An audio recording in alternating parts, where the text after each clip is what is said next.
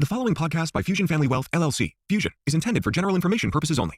No portion of the podcast serves as the receipt of or as a substitute for personalized investment advice from Fusion or any other investment professional of your choosing. Please see additional important disclosure at the end of this podcast. A copy of Fusion's current written disclosure brochure discussing our advisory services and fees is available upon request or at www.fusionfamilywealth.com. Welcome to the Crazy Wealthy Podcast with your host, Jonathan Blau. Whether you're just starting out or are an experienced investor, join Jonathan as he seeks to illuminate and demystify the complexities of making consistently rational financial decisions under conditions of uncertainty. He'll chat with professionals from the advice world, entrepreneurs, executives, and more to share fresh perspectives on making sound decisions that maximize your wealth. And now, here's your host.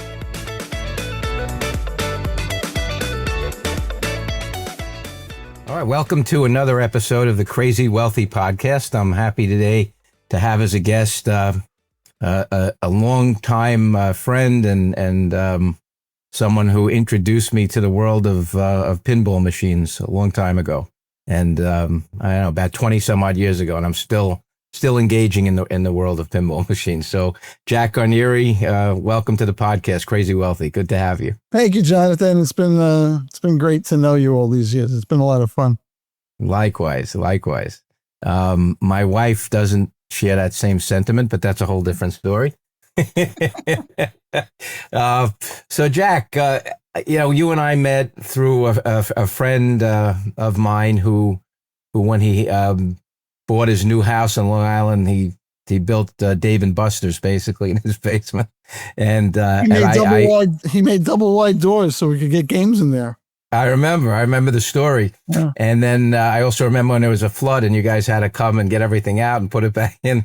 But my means were a little more modest than his back then, but I was still impressed by looking at all these games. So he put me in touch with you when you were pinballsales.com, and then and I had only good experiences. So we got, our basement wasn't any slouch. We have a skee ball, a couple of Papa shots that are like 9 or 10 feet high, Chex hockey, a video game. But it's still, he had much more, but we had a good time with it. And then recently in Montauk, we got the Elton John pinball, which we'll talk about, and another arcade game. But talk to me about how you got started. I know you were recently in Town and Country, and I was reading that 1970 or so you were fixing pinball machines. How did you learn to fix pinball machines, and how did that happen and lead to everything else? When I was younger, let's say about 14, 15 years old, I was on CB radio, and I met a lot of friends on CB. And everybody was. For those who don't know, that's Citizens Band. I mean, I remember those days. That was the internet. That was the internet of the 1970s. So, right. So that was social media in 1975.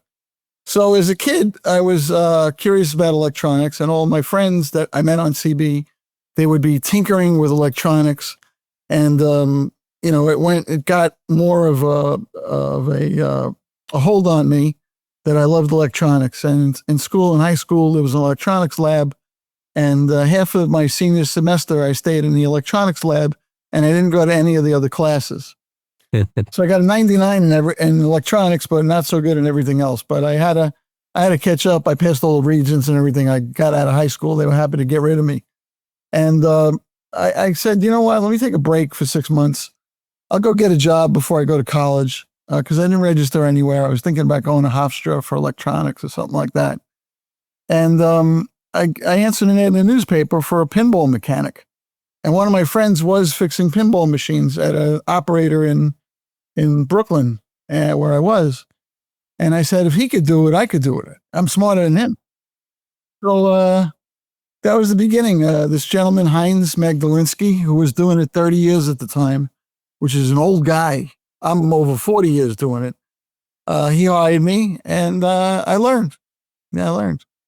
And so one of the things that mentioned in the article is that in the 70s, when you started fixing pinball machines and you were buying them and placing them in pizzerias and stores and on a revenue share basis, right? In those days, I guess the quarters went in, and if you placed the machines, they shared some of that revenue with you. Right. And then it evolved, obviously, into something much greater. It said that you identified an opportunity where you recognized that people of means wanted to have these machines in their homes. What led you to that revelation?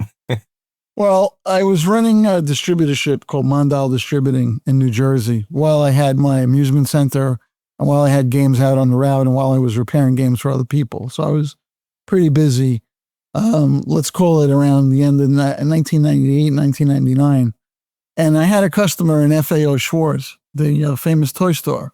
Oh, yeah. And the games they would put in their catalog would come from me, and they would mark them up significantly. There was really not much of an internet to check any prices. So maybe a pinball machine that cost them $5,000 sold for $8,000. And they were all going to people's homes. They were rich people or movie stars and actors and football players and basketball players. But I said to myself, everybody wants these games. And if they have a credit card, they could buy them. And in September of 1999, pinballsales.com was born. And the idea was to sell commercial arcade pinball machines and video games to the consumer market. Yeah, well, and it worked, right? It worked. You told me you became one of the leading distributors for Stern Pinball for many years and around the globe. Yeah, they were the only company making pinball machines. So it was kind of easy. It was not easy becoming a distributor because the people at Stern Pinball didn't believe that I'd be in business for long, because who wants a pinball machine in their house? This big contraption of wires and all the nuts and bolts and everything. Who wants that in their home? But I felt that people would want it in their home. And I thought that once they get into the home, when the kids play them and they grow up, they're going to want to go out in the wild and find pinball machines. And that's basically what's happening right now. Yeah, it's great. So when I met you, you were basically pinballsales.com, and I got any game I wanted from you, any arcade game, from a pinball machine to a skee ball to a video arcade game. We sold driving games for $30,000. We sold not to me, you didn't, virtual golf games. We sold wireless jukeboxes. We everything, right? So from that, you then became in 2011, you went into the pinball manufacturing business, for lack of a better description, and you became Jersey Jack Pinball. First of all, and competed, I guess, with Stern. But talk to me about what the origin of the name Jersey Jack Pinball, and then we'll talk about the evolution of the company. Okay. In October of 2004, I was asked to write a column in Replay Magazine. Replay Magazine is the industry's premier trade magazine, and it's read by about 4,000 or 5,000 operating companies that operate amusement games all over the country. And the column, it needed a name, and Eddie Adlam, the owner of the magazine, called me up and he said, "Hey, you're Jersey Jack." And I said, "Who's Jersey Jack?" "You're Jersey Jack. That's the name you're going to write under." And I said, "I'm from Brooklyn. He says, "Well, you're from Jersey now, and you're Jersey Jack, and you're going to like it." And so when I started the company, I didn't know what I was going to call the company. And a bunch of my customers are like, "Call it Jersey Jack Pinball." I don't want it named after me. I'm not that, my ego is big, but not that big. I'm not that narcissistic. But we did it. It stuck. And I'm Jersey Jack. I actually like the name. From my memory, I think that Pinball Sales was based in New Jersey, right? Oh, yeah. Yeah. So that was that there's some connection. So I want to dig into some other things. I was born in Queens. You were born in Brooklyn. And, in my business, wealth management, I always felt like, while we do have minimums, our firm in place, but putting that aside, everybody needs what we do. Everybody needs some kind of plan so that they don't run out of money in their lifetime, or so that they make sure their goals are met financially and so forth. So everybody needs it at every level. but you have a tagline that you use for your business. What's the tagline? I reluctantly say we sell everything nobody needs, but Right. it's everything everybody wants. And Right. But what's interesting is, you distributed games basically for the majority of your career. And my feeling is getting to know you over all these years, almost 25 years, I think. What I noticed is you and I have something very similar, so there's lots of people who provide planning services, lots of people. And there are people, distributing games. I mean, it's somewhat a commodity. Anyone could do it if they want to get there. There's no barriers to entry, so to speak. Right. I mean, and so to me, what I always took pride in is I always wanted, even when I was an accountant at Arthur Andersen, I always wanted to do the best work so that my clients would come back and say, thank you. And you really helped me. And then there was always a sense of satisfaction. It was never about making a lot of money. When I said that happened, thankfully, or whatever, but that wasn't the goal. And I always noticed with you, now your business is much bigger than when I first met you. But when I first met you, you had a significant position in the industry. And you've never changed. If I have an issue and I call Jack, I get Jack. You were relaying a story to me that you still have an old number that press 1 if this, press it, and then 3 is if you Jack, and then you answer the phone and someone says to you, why'd you answer the phone? Because you called. Right.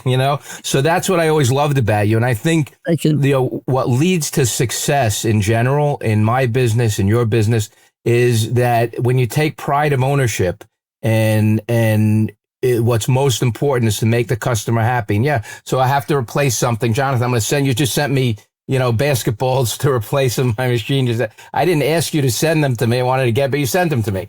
And because I told you my basketballs were going bad, but you're not worried about, okay, now how am I going to make up for the $80 or whatever it costs me? You never do that. And I'm the same way. If someone calls me and asks me something, I'm always available. And so I think that it's a lesson for today's generation, right? You just, if you work hard, but you also take pride of ownership and put the customer first, whoever the customer is multiple. It's the end customer, the client investing the money with me. It's their accountant and their lawyer who need my help to service.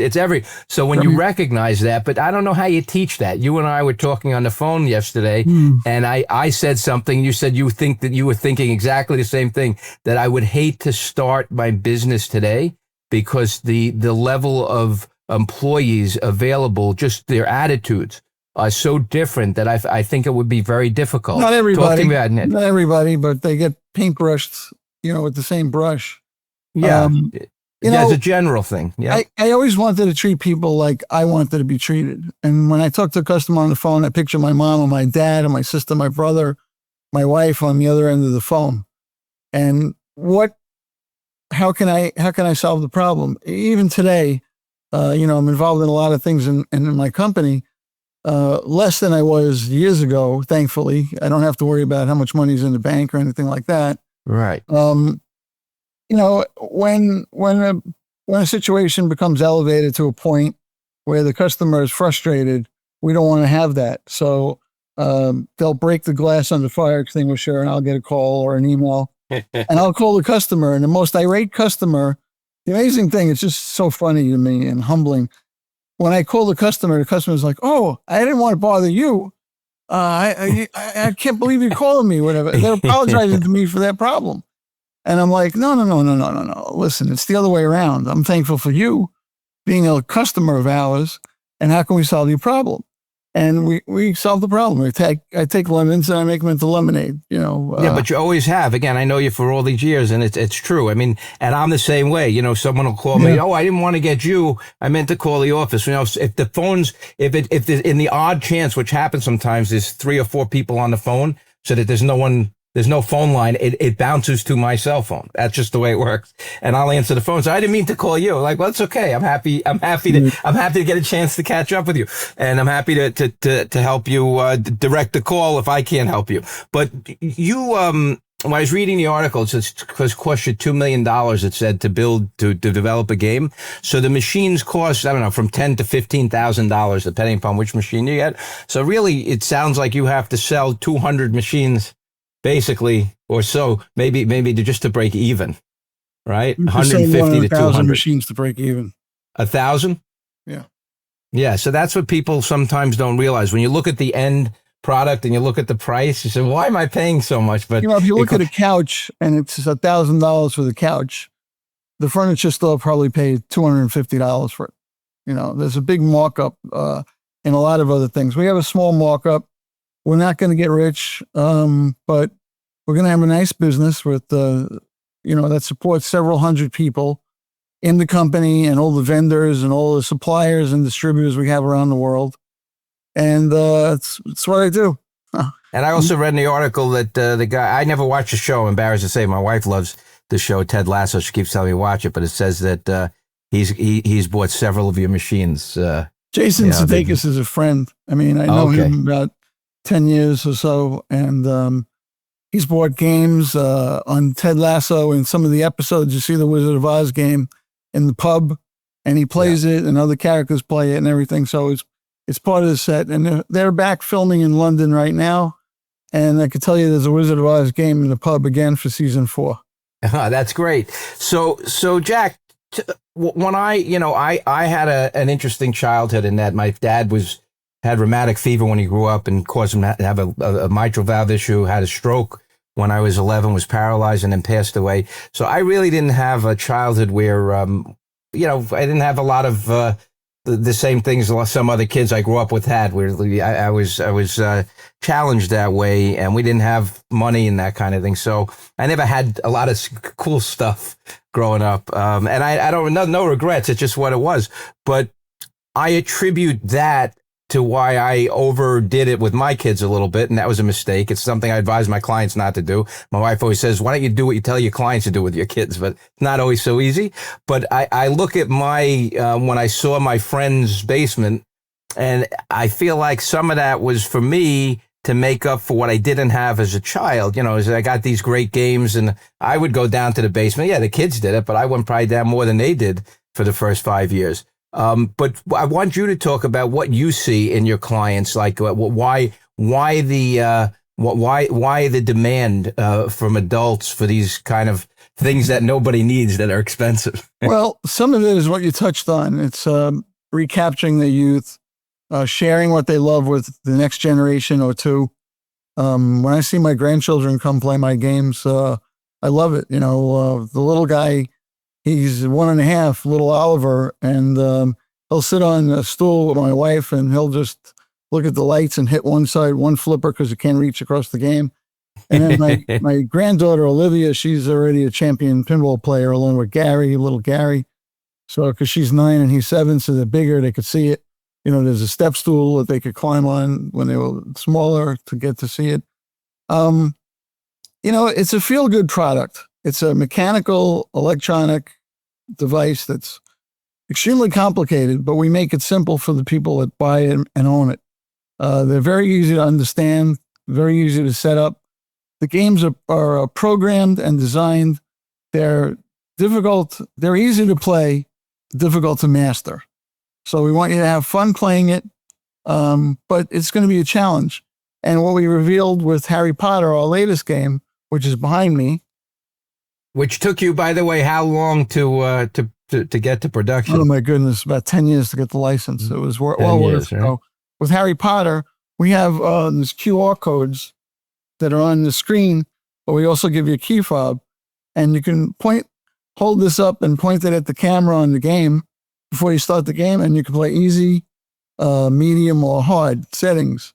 So all the settings change for the one game. So if you have young people that really don't play pinball and they get frustrated because they get to a point in the game and they lose the ball, this will make it a little easier for them and teach them how to play a little bit better.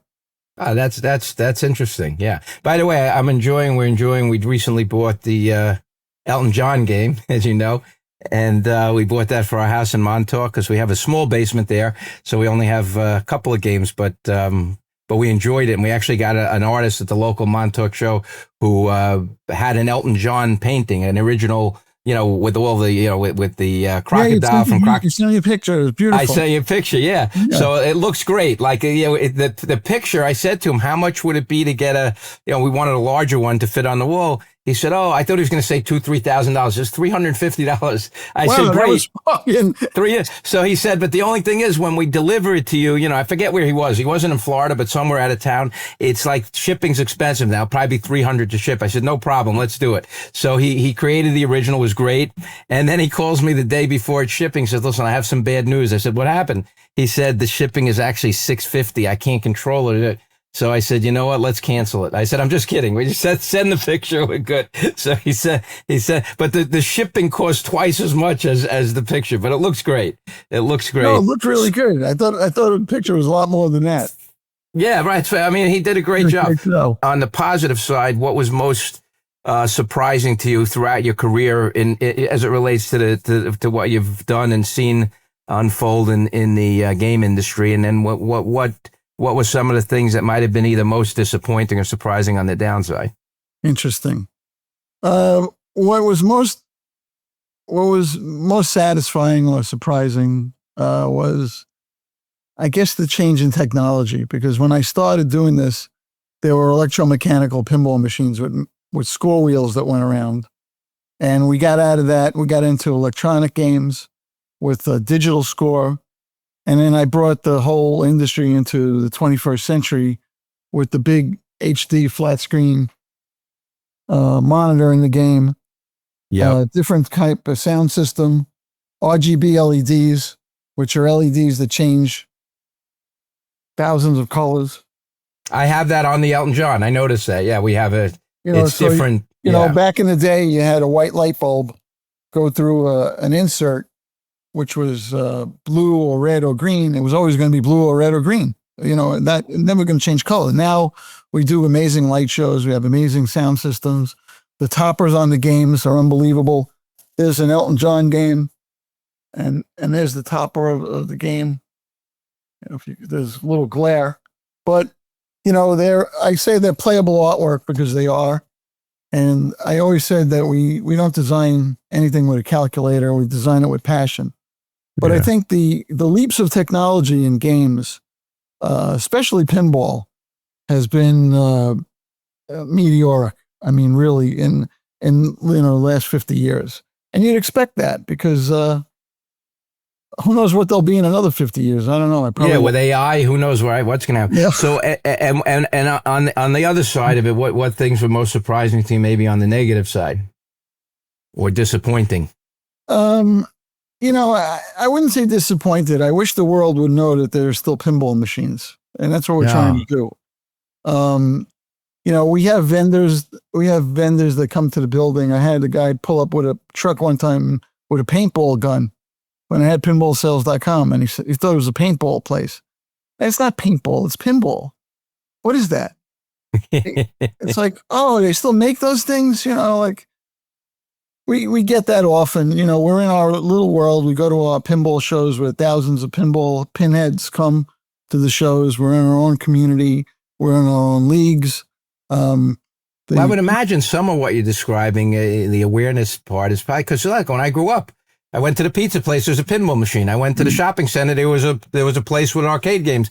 They don't have that anymore, right? So not really. No, not really. You don't see them, but now you see them in everybody's home. That's what I'm saying. But people who aren't going to other people's homes, where's their awareness coming from?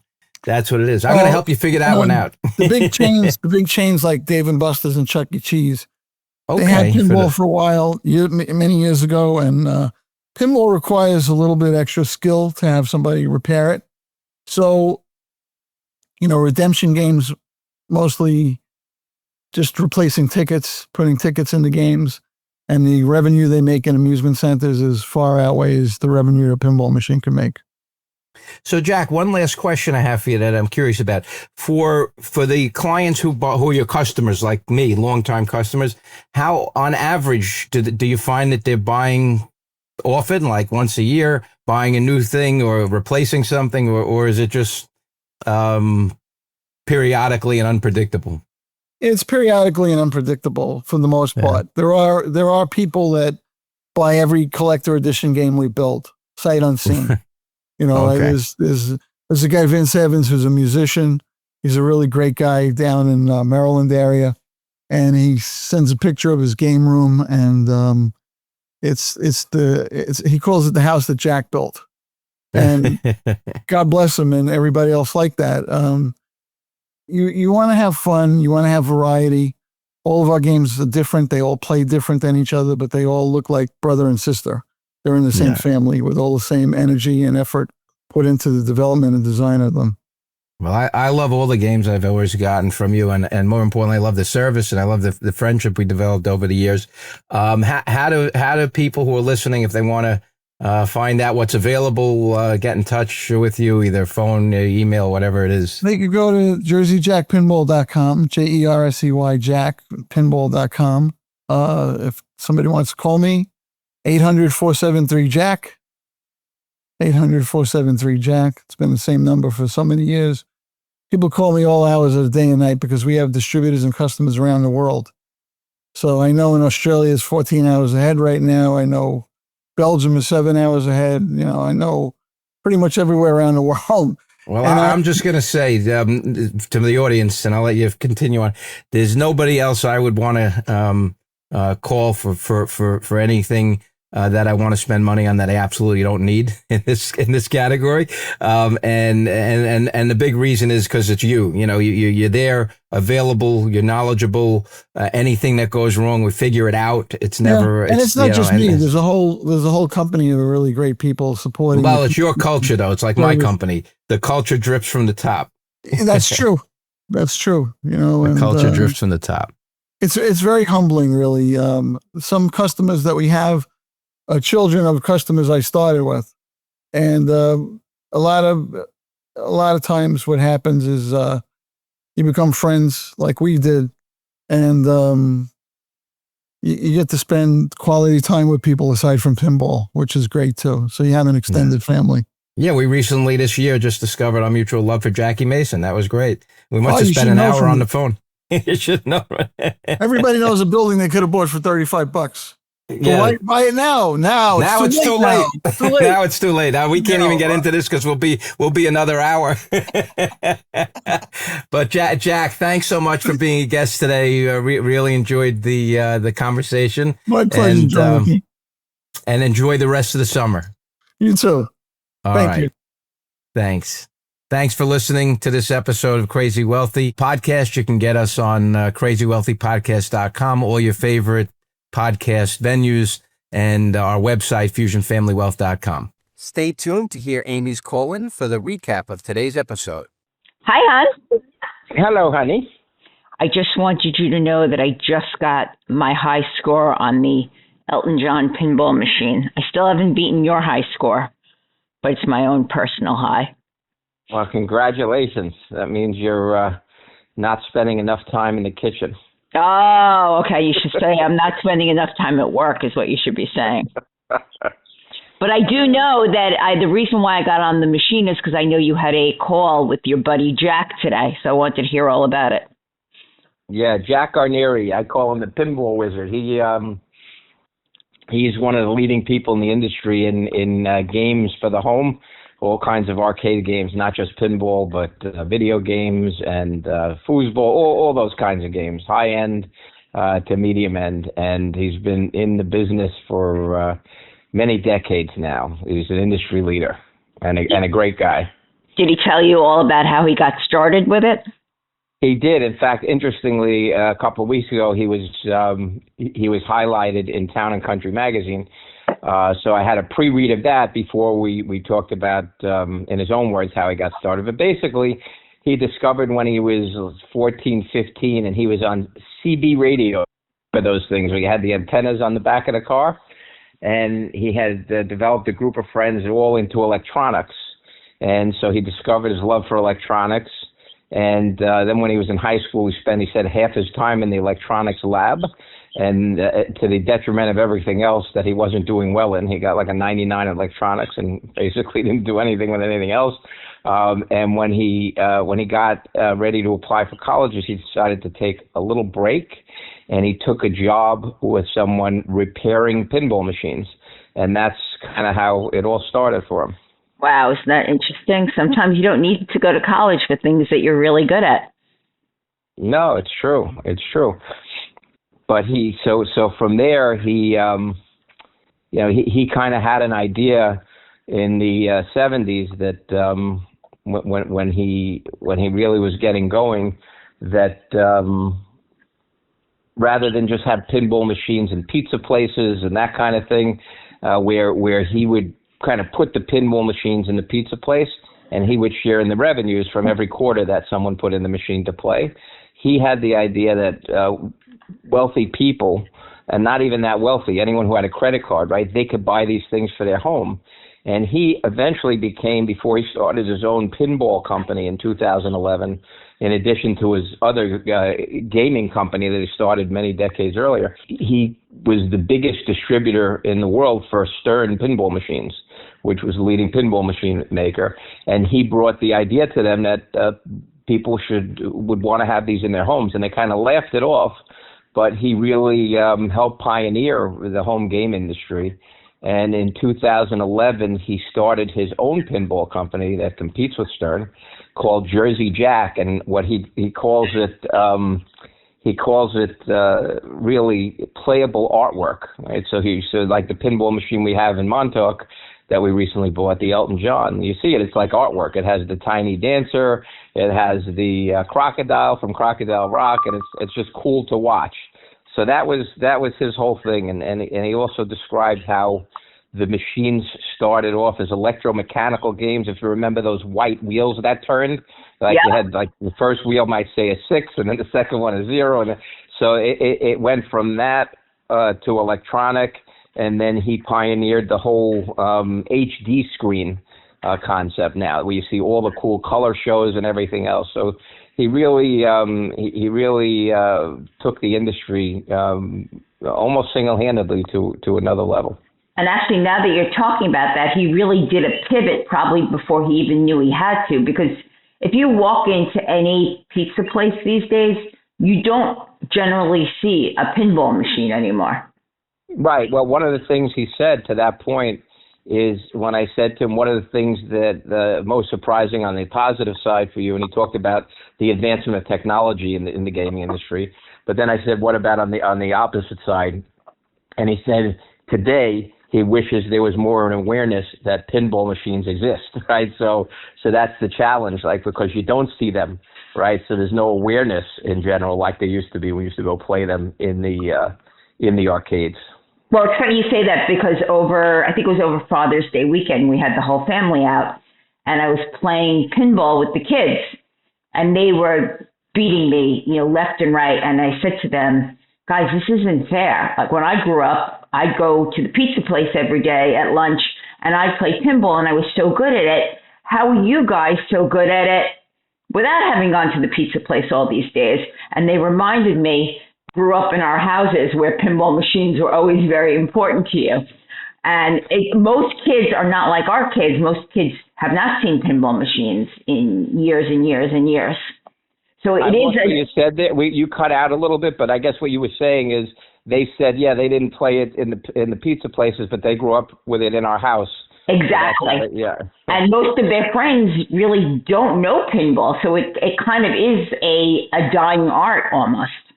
Yeah, well, but he's really doing well with it, and what's interesting is just to talk about Jack for a second. Outside, what made him successful, in my view, is kind of like was something I relate to. I tried to become a master in my craft of behavioral counseling and everything, and I'm always trying to enhance what I know and learn more to help my clients. But I'm always available, as you know, to my clients 24/7. And that's Jack. Jack is very successful. When we got the few games for the basement here, I call him on a Saturday. He answers his cell phone. He was telling me he has this leftover number from the old days when now is Jersey Jack Pinball, his pinball company, where he makes what he calls the playable art. But before that, it was pinballmachines.com out of New Jersey, big just overall video game distributor along with pinball. And he's just always available. So he said he has a leftover number, one of those numbers where you dial in and it says press 1 if you want this, press 2 if you want that. By 4, it says press 4 to reach Jack Guarnieri. So he said someone called recently and he answered the phone, I guess when they pressed 4, and they're like, Jack, what are you doing answering the phone? He goes, well, you called me.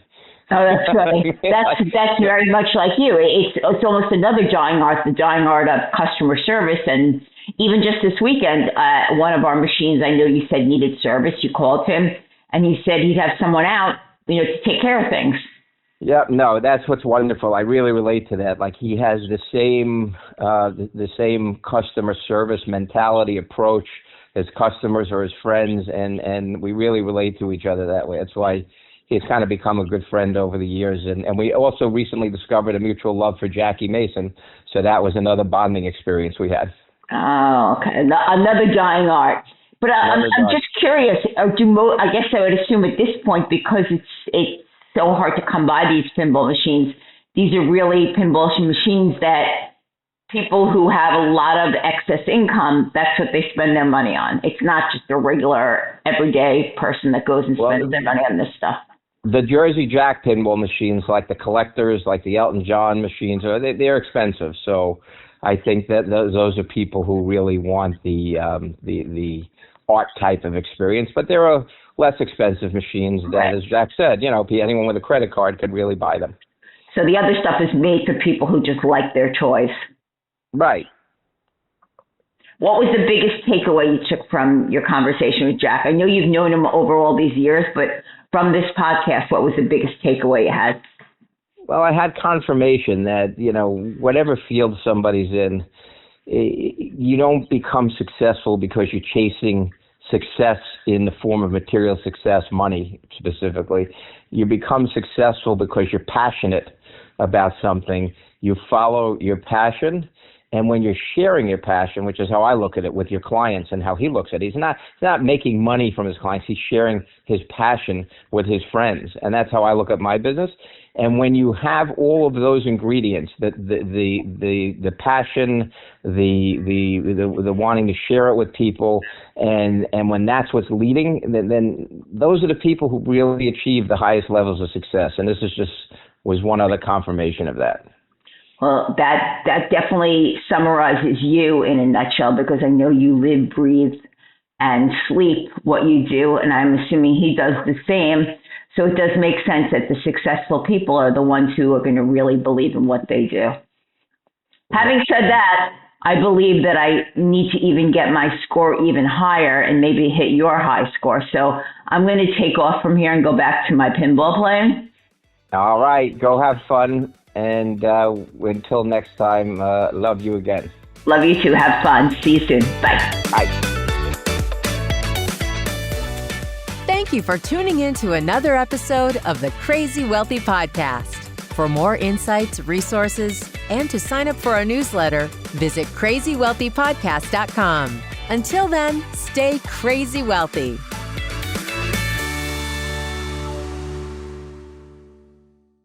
The previous podcast by Fusion Family Wealth, LLC, Fusion, was intended for general information purposes only. No portion of the podcast serves as the receipt of or as a substitute for personalized investment advice from Fusion or any other investment professional of your choosing. Different types of investments involve varying degrees of risk, and it should not be assumed that future performance of any specific investment or investment strategy, or any non-investment related or planning services, discussion, or content will be profitable, be suitable for your portfolio or individual situation. Neither Fusion's investment advisor registration status, nor any amount of prior experience or success should be construed that a certain level of results or satisfaction will be achieved if Fusion is engaged or continues to be engaged to provide investment advisory services. Fusion is neither a law firm nor accounting firm, and no portion of its services should be construed as legal or accounting advice. No portion of the video content should be construed by a client or prospective client as a guarantee that he or she will experience a certain level of results if Fusion is engaged or continues to be engaged to provide investment advisory services. A copy of Fusion's current written disclosure brochure discussing our advisory services and fees is available upon request or at www.fusionfamilywealth.com.